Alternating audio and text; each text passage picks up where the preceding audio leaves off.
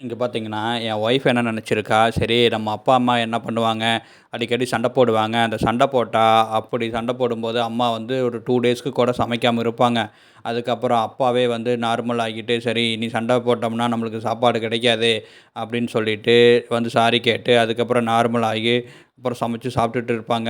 இதே மாரி நம்ம பார்த்து வந்திருக்கிறோம். சரி அதே ஐடியாவ இங்கேயும் இம்ப்ளிமெண்ட் பண்ணலாம் அப்படின்ட்டு, என் ஒய்ஃப் என்ன பண்ணியிருக்கா, சரி நம்ம இதே மாரி சண்டை கட்டிட்டு, சமைக்காம இருந்தா என்ன பண்ணுவாரு? நம்மகிட்ட சாரி கேட்டு தானே ஆகணும் அப்படின்னு நெனச்சுட்டு என்ன யோசிச்சிருக்கா. ஆனா, நான் என்ன பண்ணேன், இருக்கவே இருக்கு. ஏன் போய் இவகிட்ட சாரி கேட்கணும்? நமக்கு தான் தெரியுமே, ஆன்லைன்ல ஸ்விக்கி, சொமோட்டோன்னு இருக்கு. சரி எடுப்போம். ஆப் எடுத்து ஆர்டர் பண்ணி நான் பீஸா, பர்கர்ன்னு சாப்பிட ஆரம்பிச்சுட்டேன். இத பார்த்து அவளுக்கு ரொம்ப அதிர்ச்சி ஆயிடுச்சு. ஐய்யய்யோ! நம்ம இப்படி பண்ணிட்டோமே! பழைய மாரி நெனச்சுட்டோமே!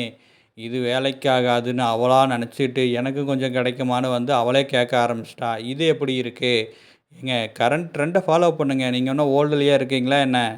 Okay. Thank you. Bye bye.